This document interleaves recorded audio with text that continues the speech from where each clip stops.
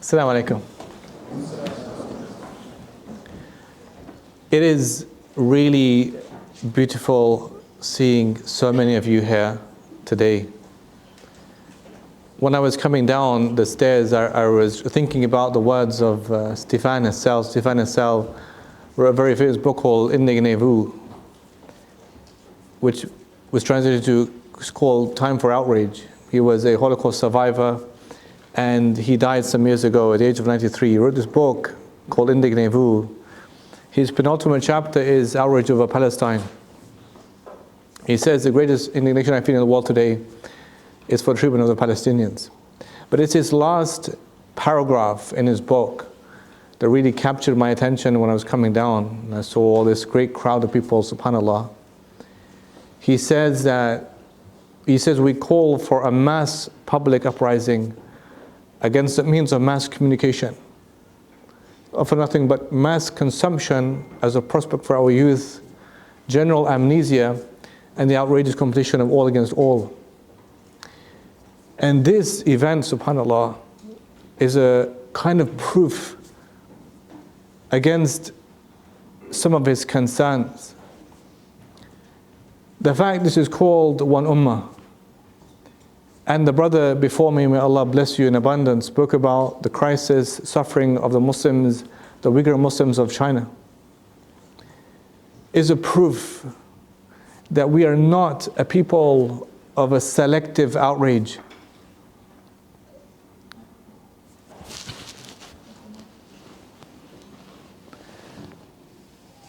That any sense of moral compassion must equal moral consistency, not about selective outrage.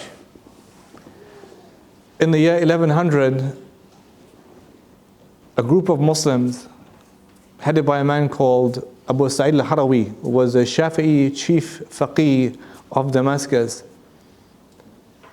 traveled together, this whole group of people, and they went from Damascus to Baghdad. They went to Baghdad to appeal to the Khalif, to ask for assistance because of the first crusade, the taking of al-Quds, of Masjid al-Aqsa, and the complete genocide against the Muslims of al-Quds. They wanted help and assistance. It didn't work because we as humans have to face what we call historical buffer moments. You see, for the Khalif, he was waiting for his new wife to arrive from Isfahan. And he didn't want this group of people to be a social disturbance for him and for them. In fact, he threatened to punish them. Sometimes we miss the mark because of these historical buffers. We see the right hand, but we forget the left hand is doing something. We forget, like 1968 and the so-called American landing on the moon. By the time that gets to immediate, it's 1969. 1968 was also the year of the My Lai massacre in Vietnam. The mass killing of poor peasants, Vietnamese, by trig-happy Americans. No one wants to hear about that when you're celebrating the fact that people have got to the moon. 1966 here in England, celebrating the fact they won the World Cup, but that was the same year of the genocide in Indonesia. Who wants to hear about that when you're celebrating people winning the World Cup? So rather than entertaining this entourage of people coming to tell them about the crisis and massacre of Muslims of al-Quds, they were busy celebrating the arrival of the wife of this ruler. They tried again. You see, the Quranic paradigm is not to give up, we try again. You've come here, fine, you come again. 11 years later, they came again. Another big group. This time they went from Aleppo to Jerusalem. This time they went with a poem. They learned, memorized the words of that poem. It was a poem of a man called Abu Muzaffar al-Biwardi. He, al-Biwardi, wrote the poem as a response to the First Crusade. They learned the line, وَكَيْفَ تَنَامُ الْعَيْنِ وَكَيْفَ تَنَامُ الْعَيْنِ, and how can the eyes sleep at a time like this that would awaken any sleeper? When your brothers are sleeping in the bellies of vultures over there in Sham. And how can the eyes sleep? This is not about selective outrage, but about a moral consistency. Not only are we here thinking deeply and affected by the crisis of the theft of a land, the usurpation, the resources, the theft, demolition, ethnic cleansing, apartheid, not only about the land itself, which is sacred for the Muslims, of course, but about the fact that everybody who lives somewhere, every somebody has a somewhere, every somewhere has a somebody's. This is why when you hear about these nonsense Zionist claims that if only they made Gaza like into some kind of a Singapore or Dubai, and we forget that every somebody had a somewhere, every somewhere had a somebody. That's someone's home, that's somebody's school, that's somebody's park, that's somebody's nursery, somebody's mum, somebody's dad. I mean, that's the whole element of existence. Identity is connected to that space. Not only is that land made of the epicenter of which is Masjid al-Aqsa, the first qibla for the Muslims. Not just direction of the prayer, the first direction of your essence is based around facing that direction, Al-Aqsa. The second masjid built was Al-Aqsa. The moment of crisis that becomes a paradigmatic moment of change, like it should today, is focused on Al-Aqsa. And it happened in the most difficult moment in the life of the Prophet ﷺ. The Amul Huzn, the year of grief. The event of Ta'if, and he's pelted with stones by these rough people of Ta'if. The passing of his wife Khadija, Allah be pleased with her, the passing of Abu Talib dies. All these events are happening, but they all then coalesce in some ways in the most, perhaps the most remarkable occasion in the Prophet's life, the Isra and Miraj, the night journey, heavenly ascent. The land of Al-Aqsa, al-Quds, in fact, connects earth and heaven. Connects earth and heaven. That Allah took His servant from Masjid al-Haram and Makkah al-Mukarramah to Masjid al-Aqsa in Bayt al-Maqdis.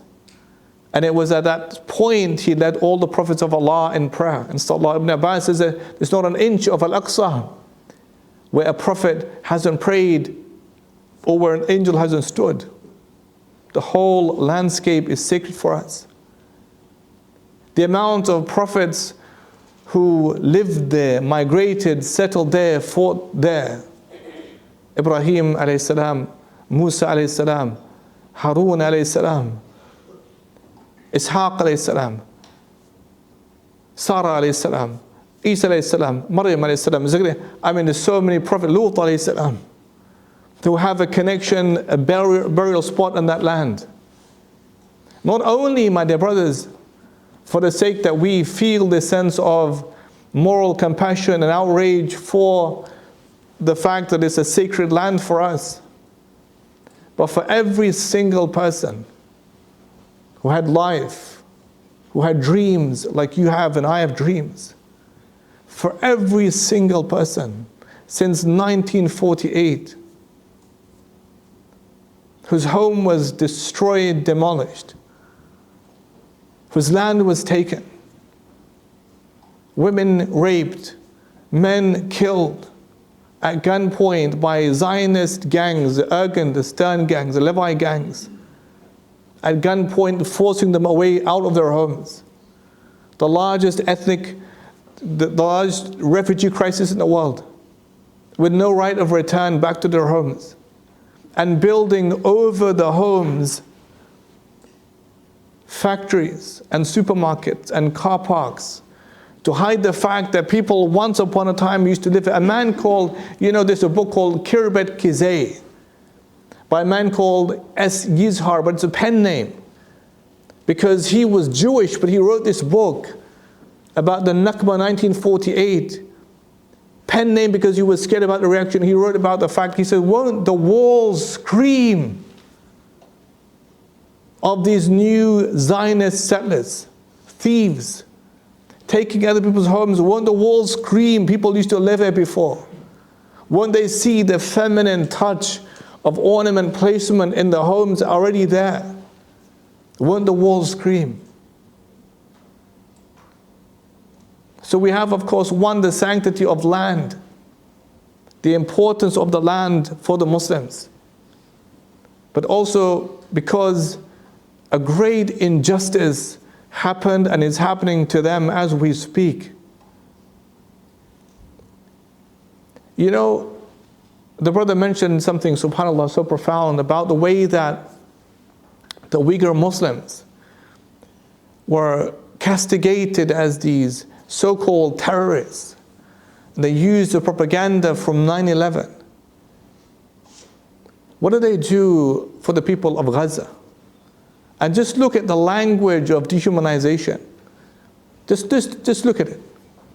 Calling not the Hamas people, but all people of Gaza as human animals, as monsters.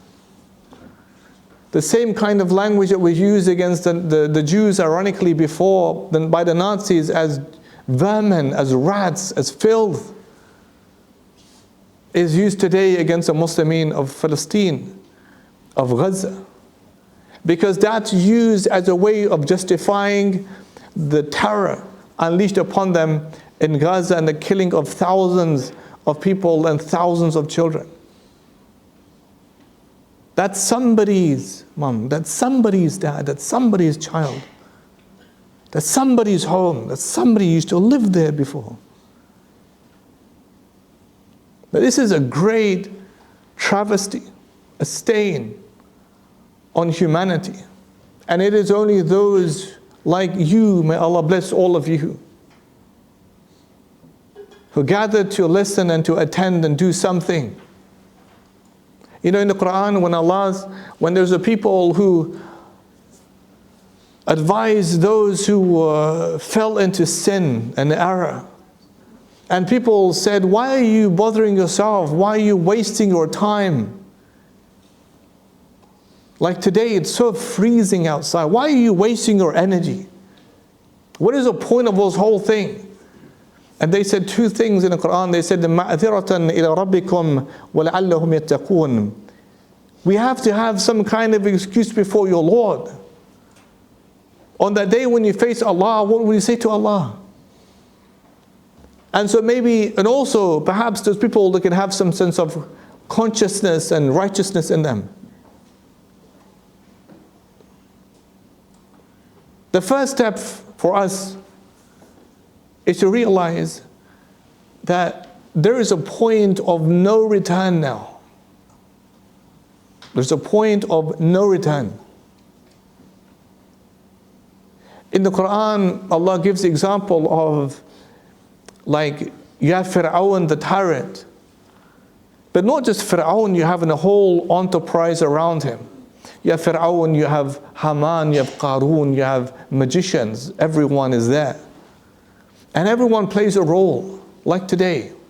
Everybody plays a role in upping this false narrative. But there is a point when the magicians lose power, and they were like the media mouthpiece of Fir'aun to justify his terror. But then they believe in Allah. Magicians believe in Musa and Allah subhanahu wa ta'ala.